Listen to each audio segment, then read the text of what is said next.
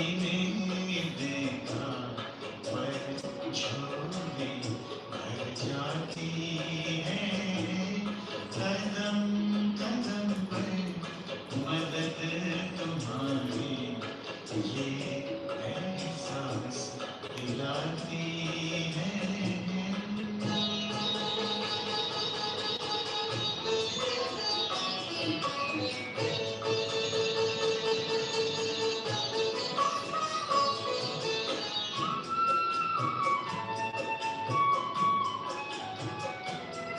एक बार कहा तुम मेरे हो, 100 बार तुम्हारा प्यार मिला, एक कदम चले तेरी राहों में तो जन्म जन्म का साथ मिला। ऐसी करुणा, ऐसी ममता, ऐसी करुणा, ऐसी ममता तेरी याद दिलाती है। प्यार में प्रभु के दिल खो जाना, आँख सजल हो जाती है। कदम कदम पर मदद तुम्हारी ये एहसास दिलाती है। सोचो तुमको कौन मिला है, सोचो तुमको कौन मिला है, कौन तुम्हारा साथी है। कदम कदम पर मदद तुम्हारी ये एहसास दिलाती है।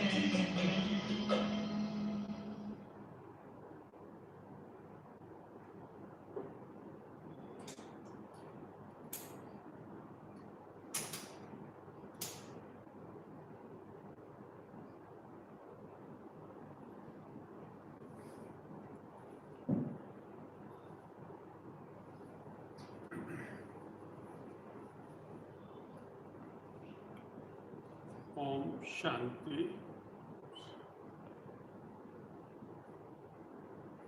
आज तारीख है 11 अगस्त 2020 और आज दिन है जन्माष्टमी। आप सबको जन्माष्टमी की बहुत बहुत बहुत मुबारक हो, मुबारक हो, मुबारक हो। हमारा जो लक्ष्य है, जो आज का दिन है, श्री कृष्ण जैसा बनना, अर्थात प्रिंस बनना। बाबा ने महावाक्य भी सारे आज जन्माष्टमी के ऊपर सुनाए,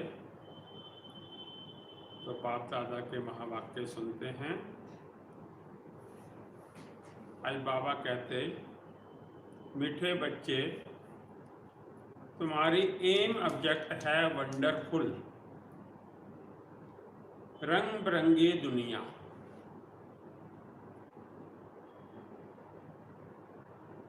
स्वर्ग, रंग बिरंगी दुनिया, स्वर्ग। स्वर्ग का मालिक बनना, तो सदा इसी खुशी में हर्षित रहो, मुरझाया हुआ नहीं।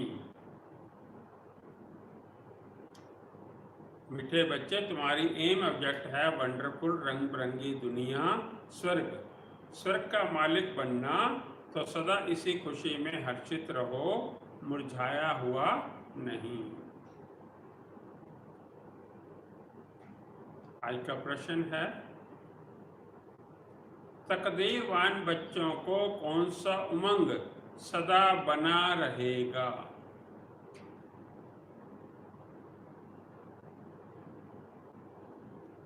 उत्तर दिया, हमें बेहद का बाप नई दुनिया का प्रिंस प्रिंसेस बनाने के लिए पढ़ा रहे हैं। तुम इसी उमंग से सबको समझा सकते हो किस लड़ाई में स्वर्ग समाया हुआ है। इस लड़ाई के बाद स्वर्ग के द्वार खुलने हैं, इसी खुशी में रहना है और खुशी खुशी से दूसरों को भी समझाना है।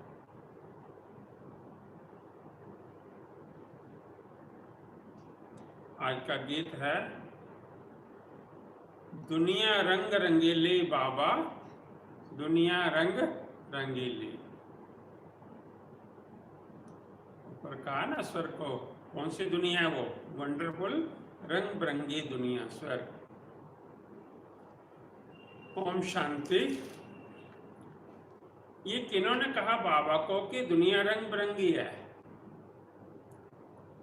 अब इनका अर्थ दूसरा कोई समझ ना सके। बाप ने समझाया है ये खेल रंग रंगीला है। कोई भी बाइस्कोप आदि होता है तो बहुत रंग बिरंगी सीन सीनरियां आदि होती हैं। अब इस बेहद की दुनिया को कोई जानते ही नहीं। तुम्हारे में भी नंबरवार पुरुषार्थ अनुसार सारे विश्व के आदि मध्य अंत का ज्ञान है। तुम समझते हो स्वर्ग कितना रंग बिरंगा है, खूबसूरत है, जिसको कोई भी जानते नहीं, कोई की बुद्धि में नहीं है। वो है वंडरफुल रंग बिरंगी दुनिया। गाया जाता है वंडर ऑफ द वर्ल्ड। इसको सिर्फ तुम ही जानते हो। तुम ही वंडर ऑफ वर्ल्ड के लिए अपनी अपनी तकदीर अनुसार पुरुषार्थ कर रहे हो। एम ऑब्जेक्ट तो है, वह है वंडर ऑफ वर्ल्ड। बड़ी रंग बिरंगी दुनिया है।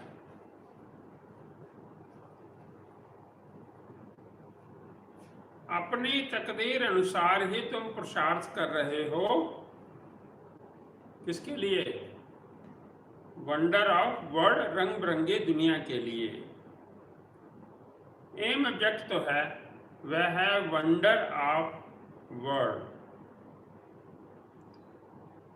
बड़ी रंग बिरंगी दुनिया है जहां हीरे जवाहरातों के महल होते हैं। तुम एक सेकंड में वंडरफुल वैकुंठ में चले जाते हो। खेलते हो, रास विलास आदि करते हो। पहले दादियों का बताते हैं कि कितना कितना समय वो वतन में अपना रास विलास करते थे, कितना कितना समय वो वहीं पे रहते थे। उनको जबरदस्ती वहाँ ऊपर से नीचे बुलाना पड़ता था। तो बाबा वही कह रहे हैं कि तुम एक सेकंड में वंडरफुल वैकुंठ में चले जाते हो, खेलते हो, रास विलास आदि करते हो। बराबर वंडरफुल दुनिया है ना। यहाँ है माया का राज्य। ये भी कितना वंडरफुल है। मनुष्य क्या क्या करते रहते हैं दुनिया में। ये कोई भी नहीं समझते कि हम नाटक में खेल कर रहे हैं। नाटक अगर समझें तो नाटक के आदि मध्य अंत का भी ज्ञान हो। तुम बच्चे जानते हो बाप भी कितना साधारण है। माया बिल्कुल ही भुला देती है। नाक से पकड़ा और ये भुलाया। अभी अभी याद में है, बहुत हर्षित रहते हैं। ओहो, हम वंडर ऑफ वर्ल्ड स्वर्ग के मालिक बन रहे हैं। फिर भूल जाते हैं, मुरझा जाते हैं। अभी अभी समझते हैं, खुश होते हैं कि हम नई दुनिया वंडर ऑफ वर्ल्ड, रंग बिरंगी दुनिया के मालिक बनने वाले हैं। और अभी कुछ परिस्थिति आई तो मुरझा जाते हैं, क्योंकि माया भुला देती है।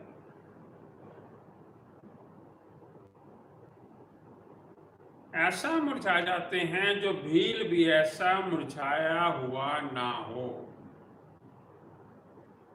जरा भी जैसे कि समझते ही नहीं कि हम स्वर्ग में जाने वाले हैं। हमको बेहद का बाप पढ़ा रहे हैं, जैसे एकदम मुर्दे बन जाते हैं। वो खुशी नशा नहीं रहता। अभी वंडर ऑफ वर्ल्ड की स्थापना हो रही है। वंडर ऑफ वर्ल्ड का श्री कृष्ण है प्रिंस। वंडर ऑफ वर्ल्ड का श्री कृष्ण है प्रिंस। ये भी तुम ही जानते हो।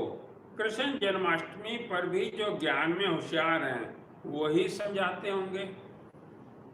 Shri Krishna wonder of world का प्रिंस था। वह सतयुग फिर कहाँ गया?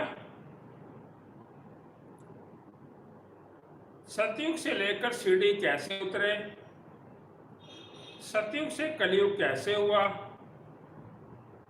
अब बाबा प्रश्न पूछ रहे हैं कि इसका उत्तर सबको समझाओ कि वो सतयुग फिर कहाँ गया, सतयुग से लेकर सीढ़ी कैसे उतरे, सतयुग से कलयुग कैसे हुआ, उतरती कला कैसे हुई। तुम बच्चों की बुद्धि में ही आएगा। उस खुशी से फिर समझाना चाहिए। श्री कृष्ण आ रहे हैं। श्री कृष्ण आ रहे हैं। कृष्ण का राज्य फिर स्थापन हो रहा है। ये सुनकर भारतवासियों को भी खुशी होनी चाहिए। परंतु ये उमंग उन्हों को आएगा जो तकदीरवान होंगे। दुनिया के मनुष्य तो रत्नों को भी पत्थर समझकर फेंक देंगे। दुनिया के मनुष्य तो क्या करेंगे? हीरे को भी पत्थर समझकर फेंक देंगे। इसके ऊपर एक कहानी भी है कि एक राजा जा रहा था। उसने एक गरीब को देखा जो बड़ा गिरी हुई हालत में था। तो राजा को उसके ऊपर तरस आया। तो उसने क्या किया, अपना जो हीरों का हार था वो उतार के उस गरीब को दे दिया। अब वो राजा के जाने के बाद गरीब सोचने लगा कि मैं इसको क्या करूंगा, ये मेरे लिए किसी मतलब उसकी वैल्यू नहीं समझी उसने। तो उसने क्या किया, उसको तोड़ के और वो जो हीरे निकले तो पक्षियों को उड़ाने, उनको मारने के वो करने लग गया। कभी कौवे को देखे उसको मारे, कबूतर को देखे उसको मारे, करते करते एक एक करके सारे हीरे वो उनको पक्षियों को मारने में ही करता रहा और चलता रहा। अब लास्ट वाला हीरा जब रह गया तो एक पक्षी को मारने लगा। तो किसी ने देख लिया कि जो इसके हाथ में है तो वो तो असली डायमंड है, ये कर क्या रहा है। उसने उसको रोका कि भाई तुम कर क्या रहे हो। कहता टाइम पास कर रहा हूँ, ये पक्षियों को मार रहा हूँ। कहता ये जो आपके हाथ में है इसकी वैल्यू जानते हो आप, क्या है ये? कहता नहीं, क्या है ये? कहता ये जो एक हीरा है ये आपके इस जीवन के लिए, पूरा जीवन इसका यापन करने के लिए आपके लिए बहुत काफ़ी है, ये इतनी वैल्यू है इसकी। तो बड़ा पछताया कि इतना वैल्यूएबल है, तो मैं तो पता ना कितने हीरे ऐसे एक एक करके कितने उसमें फेंक आया। तो इसी प्रकार जैसे बाबा में ज्ञान दे रहे हैं, मनुष्यों को सुनाओ तो उनकी समझ में नहीं आएगा। ये बाबा के बच्चे ही इसकी वैल्यू कर सकते हैं। दुनिया के मनुष्य तो रत्नों को भी पत्थर समझकर फेंक देंगे। ये अविनाशी ज्ञान रत्न है ना, इन ज्ञान रत्नों का सागर है बाप। इन रत्नों की बहुत वैल्यू है। ये ज्ञान रत्न धारण करने हैं। अभी तुम ज्ञान सागर से डायरेक्ट सुनते हो तो फिर और कुछ भी सुनने की दरकार ही नहीं। बाबा से हम डायरेक्ट सुन रहे हैं, अब हमें कुछ और सुनने की दरकार ही नहीं। फलाना क्या कहता है, फलाना महात्मा क्या कहता है, ठीक है वो अपनी जगह ठीक है, लेकिन हमें तो स्वयं परमपिता परमात्मा ज्ञान का सागर वही पढ़ा रहे हैं। सत्युग में ये होते ही नहीं। ये दूसरे दूसरे ज्ञान देने वाले धर्म वगैरह होते ही नहीं। ना वहाँ LLB ना सर्जन आदि बनना होता है, वहाँ ये नॉलेज ही नहीं। वहाँ तुम प्रलब्ध भोगते हो, तो जन्माष्टमी पर बच्चों को अच्छी रीति समझाना है। अनेक बार मुरली भी चली हुई है। बच्चों को विचार सागर मंथन करना है, तभी पॉइंट्स निकलेंगी। भाषण करना है तो सवेरे उठकर लिखना चाहिए। मंथन करो, लिखो। सुबह सुबह उठकर बुद्धि क्या है, बहुत अच्छी चलती है। लिखना चाहिए, फिर पढ़ना चाहिए। भूले ही पॉइंट्स फिर ऐड करनी चाहिए, इससे धारणा अच्छी होगी। फिर भी लिखत मुआफिक सब नहीं बोल सकेंगे, कुछ ना कुछ पॉइंट्स भूल जाएंगे। तो समझाना होता है कृष्ण कौन है। वह तो वंडर ऑफ वर्ल्ड का मालिक था, भारत ही पैराडाइज था।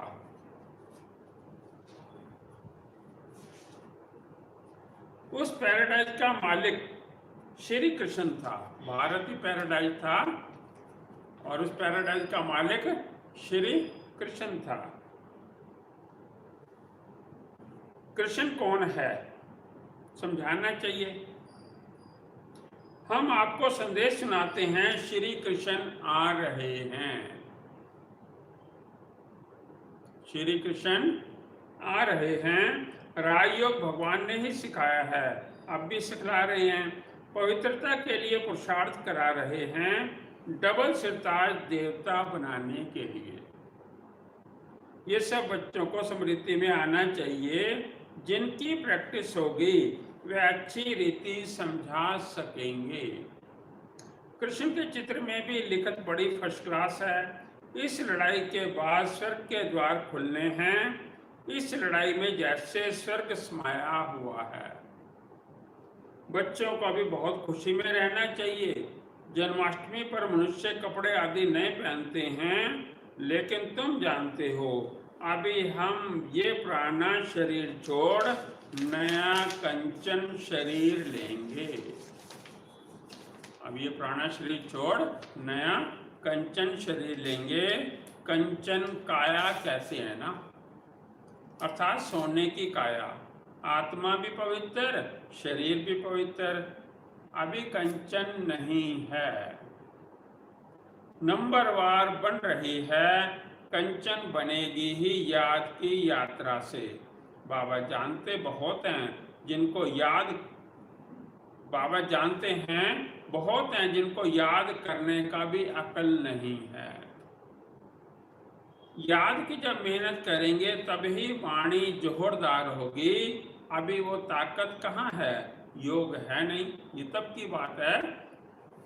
लेकिन अब तो बाबा के बच्चों में याद करने का तरीका भी और ताकत भी आ गई है। लक्ष्मण राम बनने की शक्ल भी चाहिए ना, पढ़ाई चाहिए। कृष्ण जन्माष्टमी पर समझाना बहुत सहज है। कृष्ण के लिए कहते हैं श्याम सुंदर। कृष्ण को भी काला, नारायण को भी काला, राम को भी काला बनाया है। बाप खुद कहते हैं मेरे बच्चे जो पहले ज्ञान चिता पर बैठ स्वर्ग के मालिक बने, फिर वो कहाँ चले गए। काम चिता पर बैठ नंबरवार गिरते चले आए। सृष्टि भी सत्व प्रधान, सत्व रजो तमो होती गई। तो मनुष्यों की अवस्था भी ऐसी होती है। काम चिता पर बैठ सब शाम अर्थात काले बन गए हैं। अब मैं आया हूँ सुंदर बनाने।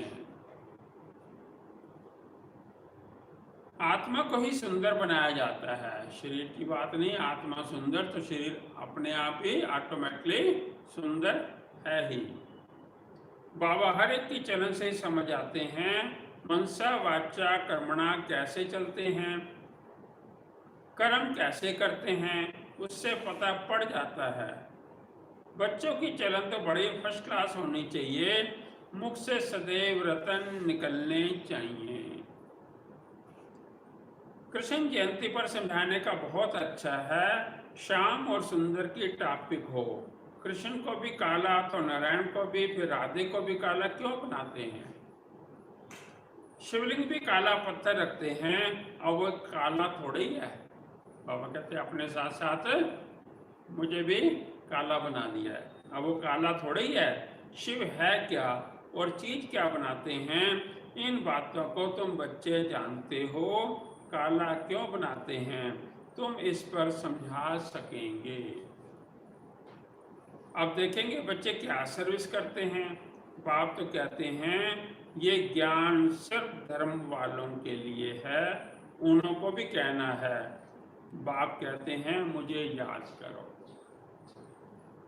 तो तुम्हारे जन्म जन्मांतर के पाप कट जाएंगे, पवित्र बनना है। किसी को भी तुम राखी बांध सकते हो, यूरोपियन को भी बांध सकते हो, कोई भी हो, उनको कहना है भगवानुवाच, जरूर कोई तन से ही कहेंगे ना। कहते हैं मामेकम याद करो, देह के सब धर्म छोड़ अपने को आत्मा समझो। बाबा कितना समझाते हैं, फिर भी नहीं समझते हैं, तो बाप समझ जाते हैं इनकी तकदीर में नहीं है। ये तो समझते होंगे शिव बाबा पढ़ाते हैं, रथ बगैर तो पढ़ा ना सके, इशारा देना ही बस है। कोई कोई बच्चों को समझाने की प्रैक्टिस अच्छी है। बाबा मम्मा के लिए तो समझते हो ये ऊंच पद पाने वाले हैं, मम्मा भी सर्विस करती थी ना। इन बातों को भी समझाना होता है।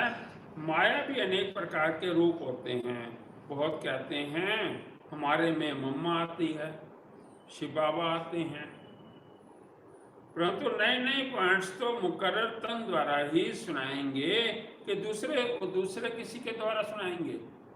बाबा कहते हैं अगर ये कहते हैं तो ये भी क्या है, माया आती है। बाबा कहते हैं ये हो नहीं सकता। ऐसे तो बच्चियां भी बहुत प्रकार की पॉइंट्स अपनी भी सुनाती हैं, मैगजीन में कितनी बातें आती हैं। ऐसे नहीं कि मम्मा बाबा उनमें आते, वो लिखवाते हैं, नहीं, बाप तो यहाँ डायरेक्ट आते हैं। कहाँ? मधुबन में बाबा डायरेक्ट आते हैं, तभी तो यहाँ सुनने के लिए आते हो। अगर मम्मा बाबा कोई में आते हैं तो फिर वहाँ ही बैठकर उनसे ही पढ़े। नहीं, यहाँ आने की सबको कशिश होती है, दूर रहने वालों को और ही जाती कशिश होती है। तो बच्चे जन्माष्टमी पर भी बहुत सर्विस कर सकते हैं। कृष्ण का जन्म कब हुआ ये भी किसी को पता नहीं है। तुम्हारी अब झोली भर रही है तो खुशी रहनी चाहिए, परंतु बाबा देखते हैं खुशी कोई कोई में बिल्कुल है नहीं। श्रीमत पर ना चलने को तो जैसे ही कसम उठा लेते हैं। श्रीमत पर ना चलने की कसम उठा लेते हैं।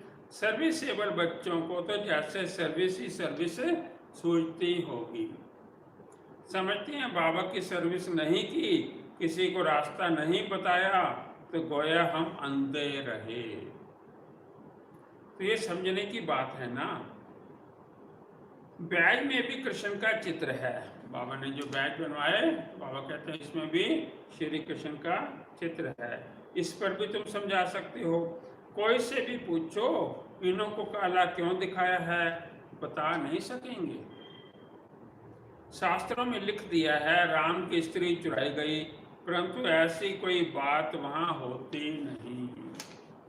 तभी तो फॉरेन वाले हमारे देवी देवताओं का मजाक उड़ाते हैं। तो कोई कहते हैं एक तो था माखन चोर और एक था कमजोर। एक क्या करता था, चोरियां करता था, और दूसरा क्या स्त्री जिसको रावण उठा के ले गया, कमजोर था। ऐसे ऐसे हमारी देवी देवताओं की क्या करा दी, गलानी करा दी। बाबा कहते हैं ऐसी बातें हैं नहीं, तुम भारतवासी ही परिस्तानी थे, आप कब्रिस्तानी बने हैं। फिर ज्ञान चिता पर बैठ देवी गुण धारण कर परिस्तानी बनते हैं। सर्विस तो बच्चों को करनी है, सबको पैगाम देना है, इसमें बड़ी समझ चाहिए, इतना नशा चाहिए। हमको भगवान पढ़ाते हैं, भगवान के साथ रहते हैं, भगवान के बच्चे भी हैं, फिर हम पढ़ते भी हैं, बोर्डिंग में रहते हैं, तो फिर बाहर का संग नहीं लगेगा।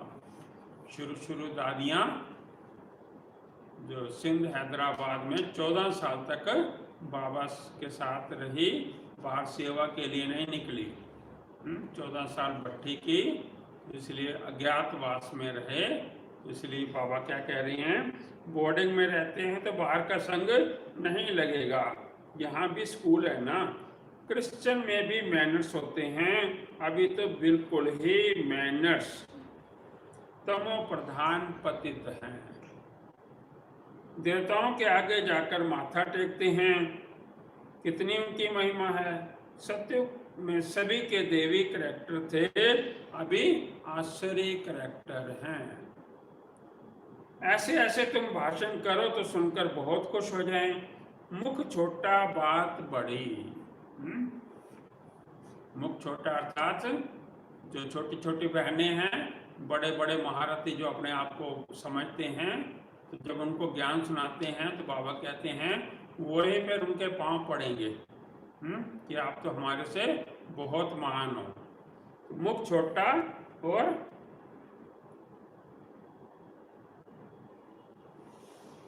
बात बड़ी, ये कृष्ण के लिए कहते हैं। अभी तुम कितनी बड़ी बातें सुनते हो इतना बड़ा बनने के लिए। तुम राखी कोई को भी बांध सकते हो, ये बाप का पैगाम तो सबको देना है। ये लड़ाई स्वर्ग का द्वार खोलती है। अब पति से पावन बनना है, बाप को याद करना है, देहदारी को याद नहीं करना है। एक ही बाप सर्व की सदगति करते हैं, ये है ही आयरन एजड वर्ल्ड। तुम बच्चों की भी बुद्धि में नंबरवार पुरुषार्थ अनुसार धारणा होती है। स्कूल में भी स्कॉलरशिप लेने के लिए बहुत मेहनत करते हैं। यहाँ भी कितनी बड़ी स्कॉलरशिप है, सर्विस बहुत है। माताएं भी बहुत सर्विस कर सकती हैं। चित्र भी सब उठाओ, कृष्ण का काला, नारायण का काला, रामचंद्र का भी काला चित्र उठाओ, शिव का भी काला। शिवलिंग कैसा बना दिया है, काला। फिर बैठकर समझाओ देवताओं को काला क्यों किया है। श्याम सुंदर, श्याम सुंदर का तुमको बताओ कि ये काला क्यों किया है। श्रीनाथ द्वारे जाओ तो जो बिल्कुल ही काला चित्र है, तो ऐसे ऐसे चित्र इकट्ठे करने चाहिए, अपना भी दिखाना चाहिए। श्याम सुंदर का समझाकर कहो कि तुम अब राखी बांध काम चिता से उतर ज्ञान चिता पर बैठेंगे तो गोरा बन जाएंगे। यहाँ भी तुम सर्विस कर सकते हो, भाषण बहुत अच्छी रीति कर सकते हो कि इनको काला क्यों किया है, शिवलिंग को भी काला क्यों किया है, सुंदर और शाम क्यों कहते हैं, हम समझाएं। इसमें कोई नाराज नहीं होगा। श्याम सुंदर का समझाएंगे तो इसमें कोई नाराज नहीं होगा। सर्विस तो बहुत सहज है, बाप तो समझाते रहते हैं, बच्चे अच्छे गुण धारण करो, कुल का नाम वाला करो। तुम जानते हो अभी हम ऊंच से ऊंच ब्राह्मण कुल के हैं, फिर राखी बंधन का अर्थ तुम कोई को भी समझा सकते हो, वैश्याओं को भी समझाकर राखी बांध सकते हो, चित्र भी साथ में हो। बाप कहते हैं मामेकम याद करो, ये फरमान मानने से तुम गोरे बन जाएंगे। बहुत युक्तियां हैं, कोई भी नाराज नहीं होगा। कहते हैं ना, इनको समझाएंगे तो ये इनके जो इष्ट हैं इसके बारे में कहेंगे तो नाराज हो जाएंगे।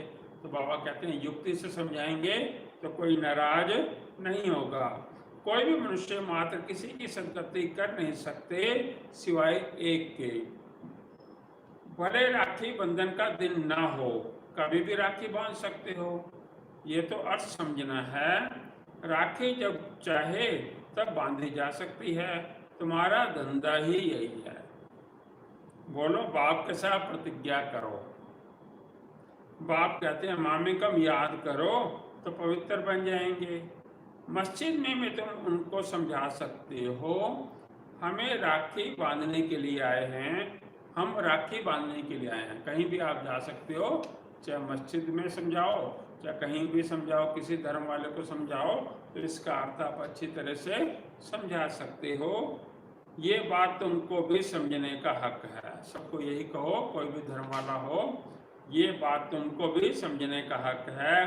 बाप कहते हैं मुझे याद करो तो पाप कट जाएंगे, पावन दुनिया का मालिक बन जाएंगे। अभी तो पति दुनिया है ना, गोल्डन एज थी जरूर, अब आयरन एज है। तुमको गोल्डन एज में खुदा के पास नहीं जाना है।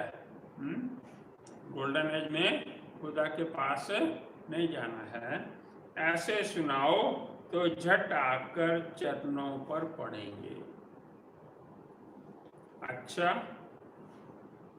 मीठे मीठे सिकिलदे बच्चों प्रति माता पिता बाप दादा का याद प्यार और गुड मॉर्निंग। रूहानी बाप की रूहानी बच्चों को नमस्ते। हम रूहानी बच्चों की रूहानी बाप दादा को नमस्ते नमस्ते। धारणा के लिए मुख्य सार है। पहला पॉइंट है, ज्ञान रत्नों के सागर से जो अविनाशी ज्ञान रत्न प्राप्त हो रहे हैं उनकी वैल्यू रखनी है। अंडरलाइन करने वाली बात है, ज्ञान रत्नों के सागर से जो अविनाशी ज्ञान रत्न प्राप्त हो रहे हैं उनकी वैल्यू रखनी है। विचार सागर मंथन कर स्वयं में ज्ञान रत्न धारण करने हैं। मुख से सदैव रतन निकालने हैं। मुख से सदैव रतन निकालने हैं। सेकंड पॉइंट है, याद की यात्रा में रहकर वाणी को जोहरदार बनाना है। याद की यात्रा में रहकर वाणी को जोहरदार बनाना है। याद से ही आत्मा कंचन बनेगी। कंचन अर्थात सोने जैसा पवित्र।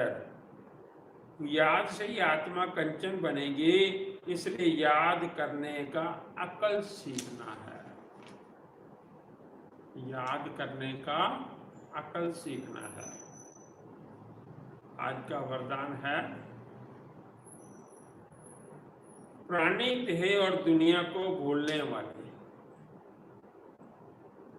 प्राणी देह और दुनिया को भूलने वाले बाप दादा के दिल तक नशीन भाव। समझानी है इसकी। संगम युगी श्रेष्ठ आत्माओं का स्थान है ही बाप दादा का दिल तख्त। ऐसा तख्त सारे कल्प में नहीं मिल सकता। विश्व के राज्य का व स्टेट के राज्य का तख्त तो मिलता रहेगा, लेकिन ये तख्त नहीं मिलेगा। ये इतना विशाल तख्त है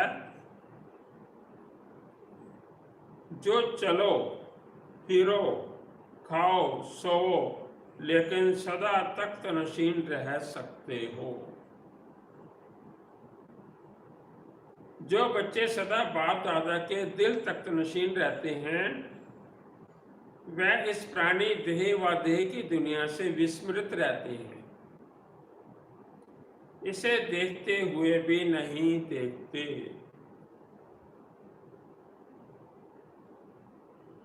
जो बच्चे सदा बाप दादा के दिल तख्त नशीन रहते हैं वह इस प्राणी देह व देह की दुनिया से विस्मृत रहते हैं। इसे देखते हुए भी नहीं देखते।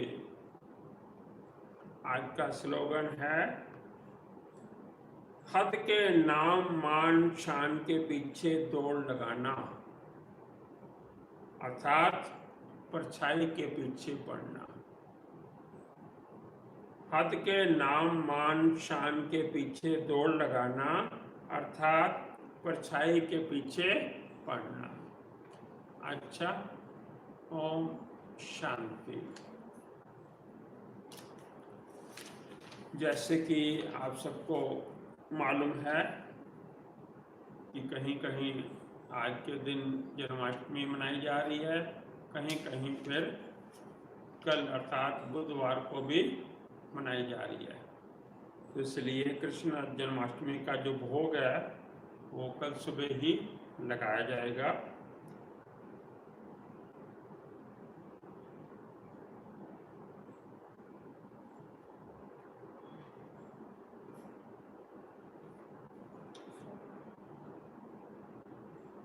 तो आज का सामान जो आपको सब सारा दिन सिमरन करना है, बुद्धि में रखना है कि मैं कौन हूँ। कौन सा सामान रखना है कि मैं दिलाराम की दिलरुबा हूँ, मैं दिलाराम की दिलरुबा हूँ। अच्छा, ओम शांति।